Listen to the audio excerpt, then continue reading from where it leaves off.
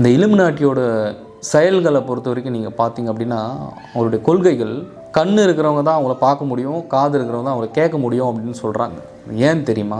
Because Illuminati அப்படின்றவங்க சிம்பிளாக சொல்லணுன்னா ஒரு என்லைட்மெண்ட் அடைஞ்ச ஒரு சோல்ஸ், ஆன்மாக்கள் அப்படின்னு சொல்லலாம். என்லைட்மெண்ட்னா என்னென்னா, உடல்னா என்ன, மனம்னா என்ன, ஆன்மானா என்ன, உலகம்னா என்ன, எப்படி உருவானோம், எப்படி எல்லாம் உற்பத்தி ஆச்சு, இங்கே என்ன ப்ராசஸ் நடந்திருக்கு அப்படின்றத முழுக்க முழுக்க முழுக்க மொத்தத்தை பற்றியும் தெரிஞ்சு வச்சுட்டு இருக்கிற ஒரு கும்பல் தான் இலுமினாட்டி. இன்றைக்கி உலகத்தில் இருக்கிற எல்லா மக்களும் நம்ம ஏதோ ஒரு விஷயம், ஏதோ ஒரு பாசிட்டிவ் எனர்ஜி இல்லை நல்ல எண்ண அலைகள், ஃப்ரீக்குவன்சி அப்படியே வாழ்க்கையை நகர்த்திட்டு போகுது அப்படின்னா அதுக்கு முக்கிய காரணம் யார் அப்படின்னா சித்தர்கள் தான் காரணம். தன்னுடைய சமாதிக்குள்ளே இருக்கிற ஒவ்வொரு சித்தர்களுமே அவர்கள் செய்யக்கூடிய கடுமையான தவமும் கடுமையான பயிற்சியும் தான் இந்த மாதிரி சாத்தான்கள் கிட்டேருந்து உங்களை தக்க வச்சு உங்களை காப்பாற்றிக்கிட்டு இருக்குது. இதுதான் சித்தர்கள் இன்றைக்கி நேற்று ஆரம்பித்த ஒரு போரோ ஒரு சண்டையோ கிடையாது. இந்த இலுமினாட்டி வாருங்கிறது இறைவன் உற்பத்தி ஆகும்போதே சைத்தான் அப்படின்ற மாயாவும் உற்பத்தி ஆயிடுச்சு. அவங்க எடுத்துகிட்டு இருக்கிற கொள்கைகள் தான் இந்த மாயாலேயே உங்களை அரெஸ்ட் பண்ணி நீங்கள் என்ன செய்யணும், நீங்கள் என்ன செய்யக்கூடாது அப்படின்றத தீர்மானிச்சுக்கிட்டு இருக்கிறது தான் அவங்க. இதுக்கு முழுக்க என்ன காரணம்னா, நீங்கள் ஒவ்வொருத்தருமே அவேர்னஸில் இல்லை அப்படின்றதான் இங்கே விஷயம். புரியுதுங்களா? இதுதான் வந்துட்டு போன எல்லா மகான்கள், யோகிகள் நிறைய பேர் இதை பற்றி தான் அதிகமாக பேசியிருப்பாங்க. அவேர்னஸை பற்றி தான் பேசியிருப்பாங்க. ஸோ அவேர்னஸ்னால் என்னென்னா, ஒவ்வொரு ஆன்மாவுக்குடைய புரியுதா, ஒவ்வொரு ஆன்மாவுக்களுடைய விழிப்புணர்வு தான் அது.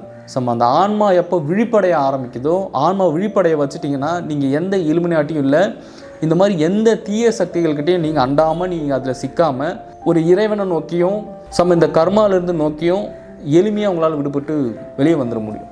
இப்படி உங்களுக்குள்ளார இருக்கிற கர்மாவை ஆக்டிவேட் பண்ணி விடுறதா இலுமினாட்டியோட வேலை.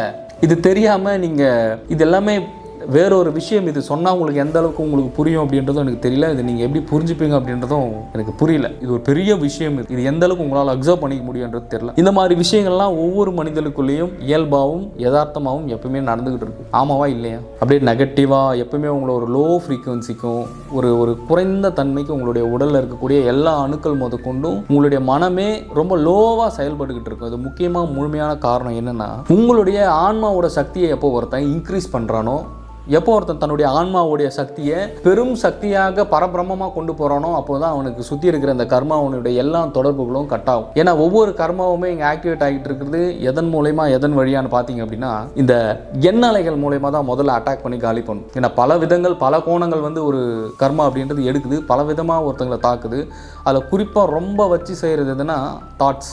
இந்த எண்ணங்கள் உற்பத்தி ஆக ஆக ஆக உங்களுடைய ஆறாவும் கம்ப்ளீட்டாக வேறு ஏதோ திசையில் நோக்கி போயின்னு இருப்பீங்க. நம்மளுக்கு வர்ற பிரச்சனைகள்லாம் நம்ம தான் காரணமாக நினச்சிட்டு இருப்பீங்க. நீங்கள் இல்லை. உங்களுக்குள்ளவே ஒரு பலவிதமான பெரிய பெரிய பிரச்சனைகள் எல்லாம் உங்களுக்குள்ளார நடந்துகிட்டு இருக்கும். உங்களுக்குள்ளேயே ஒரு போர் நடந்துகிட்டு இருக்கும். அந்த போர் தான் இங்கே பிரச்சனை. இது காரணம் நீங்களாக கிடையாது. உடலில் இருக்கக்கூடிய ஒவ்வொரு செல்களுக்கும் ஒவ்வொரு அணுக்களுக்குள்ளேயும் இந்த கர்மா அப்படின்றது பதிவாகிருக்கு. அதான் இந்த பிண்டம் அப்படின்றது. இந்த பிண்டத்தில் ஒவ்வொரு அணுக்களும் ஆக்டிவேட் ஆகி ஒவ்வொரு அணுக்களும் செயல்படும் போது கம்ப்ளீட்டாக நீங்கள் கர்மாக்குள்ளே போயிடுறீங்க. இதுக்கு வழிதான் என்னன்னா, மூல காரணமாக இருக்கிற உங்களுடைய மனசை லயத்துக்கு கொண்டு வரணும்.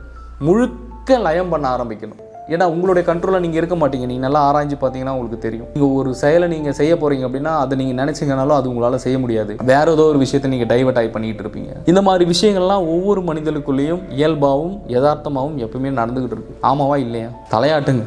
அப்போ யோகம் கர்மாவிலேருந்து முற்றிலுமாக உங்களை கரைச்சி காலி பண்ணி கொண்டு வந்து உங்களுடைய ஆன்மாவில் லயம் பண்ணுறது தான் யோகம். உங்களுக்குள்ள இருக்கிற மனசு உங்கள் புடியில் இல்லைன்னா உங்கள் மனசு எடா கூடமாக அதோட செயல்கள்லையும் அதோடைய திசைகள்லையும் அது நகர்ந்து போகும்போது உங்களால் எளிமையாக அதுலேருந்து வெளியே வர முடியல கடந்து. அப்போ யோகம் பண்ணும்போது என்ன பண்ணணும்னா, உங்களுக்குள்ளார ஒரு ஆழ்ந்த அமைதிக்குள்ளார நீங்கள் முதல்ல பழகப்படுத்தணும். நீங்கள் ஒரு இடத்துல 10 நிமிஷம் உட்காந்து பார்த்தீங்கனாலே உங்களுக்கு தெரிஞ்சிடும் நீங்கள் எந்த தன்மையில் இருக்கீங்க, நீங்கள் எந்த நிதானத்தில் இருக்கீங்க அப்படின்றது நீங்கள் முதல்ல அறியணும். ஒரு இடத்துல என்னால் ஒரு 5 நிமிஷத்துக்கு மேலே உட்காரவே முடியல, ஒரு 10 நிமிஷம் கண்ணை மூடிய உட்கார முடியலன்னா நீங்கள் டோட்டலாக கர்மாவில் இருக்கீங்கன்னு அர்த்தம். முடிஞ்ச அளவுக்கு நான் புரிய வச்சுக்கிட்டு இருக்கேன். அது உங்களுக்கு புரிஞ்சுதுன்னா சரி. அப்போ இந்த கர்மா ஒருத்தங்களை எந்த மாதிரியான பாதிப்புக்குள்ளாக்குதுன்னு பாருங்கள். இதுதான் சஞ்சித கர்மா, பிராராத்தி கர்மா, ஆகாமிய கர்மா அப்படின்ற அத்தனை நிலைகள் இருக்குது. இதுதான் ஒவ்வொரு சித்தர்களும் மகான்களும் ஞானிகளும் யோகிகளுமே செஞ்சு அதுலேருந்து கழிச்சுட்டு வந்த பல விஷயங்கள் இதுவும் ஒன்று. ஒரு பூமின்னு ஒரு பந்து இருக்குது. அந்த பூமிக்கு மேலே போனீங்கன்னா ஒரு வெட்டவெளின்ற ஒரு தன்மை வருது. அதுக்கு மேலே போனீங்கன்னா கிரகங்கள் இருக்குது. கிரகங்களை தாண்டி போனீங்கன்னா சூரியன் இருக்குது. சூரியனை சுற்றி 9 கோள்கள் இருக்குது. அதுக்கு மேலே போனீங்கன்னா கேலக்ஸி இருக்குது. இப்படி அதுக்கு மேலே மேலே மேலே போய்கிட்டே இருக்கும். அவ்வளோ பிரச்சனைகள் இருந்து அங்கிருந்து கீழ் நோக்கி நீங்கள் உங்களை பார்த்தீங்கன்னா உங்களுக்கு இருக்கிற பிரச்சனைலாம் ஒரு பிரச்சனையா? நீங்களாம் ஒரு அணு அளவு கூட கிடையாது பிரபஞ்சத்துக்கு. ஒரு அணு கண்ணுக்கு தெரியாத ஒரு பொருள் தான். ஆனால் இங்கே மாயா உங்களை எந்த அளவுக்கு உங்களை சுற்றி இருக்கிற விஷயங்கள்லாம் மெய் நிலையிலையும் இதெல்லாம் உண்மைன்னு நினச்சி உங்களை தங்க வச்சு உட்கார வச்சிருக்குன்னு பாருங்கள். இந்த விஷயங்கள் உங்களுக்கு புரியவே இல்லைன்னா எப்படி நீங்கள் பல விஷயங்களுக்குள்ளார நீங்கள் போக முடியும்? எப்படி உங்களுக்கு இன்பம் அப்படின்றது ஏற்படும்? புறப்பொருட்களில் எப்போ ஒருத்தங்களுக்கு இன்பம் அப்படின்றது ஆரம்பிக்குதோ, எப்போ புறப்பொருட்களை ஒருவர் நேசிக்கிறாங்களோ அப்போ தான் அவங்களுக்கு துன்பம் அப்படின்றது இங்கே ஏற்படுது. ஆசைப்படுறது தப்புன்னு சொல்ல வரல, எல்லாத்துக்கும் ஆசைப்படணும் தான். ஆனால் அது அந்த ஆசைப்படுறதுமே பிரோஜனமாகவும் பயனுள்ளதாகவும் இருக்கணும்ல. சம் அந்த ஆசைப்படுற ஒரு விஷயத்தை நீங்கள் இங்கேருந்து எடுத்துக்கிட்டு போகிற அளவுக்கு இருக்கணும்ல. ஆமாவா இல்லையா? ஆமான்னு சொல்லுங்கள். அப்போ எதுவுமே கொண்டு போக போகிறதில்ல அப்படின்னும் போது அப்போ நீங்கள் இங்கே எப்படி இருக்கணும் அப்படின்றத ஒரு நிமிஷம் திங்க் பண்ணுங்களேன். இதுதான் ஒவ்வொரு சித்தர்களும் குருமார்களும் ஞானிகளும் யோகிகளும் சொல்லப்படுற விஷயம்.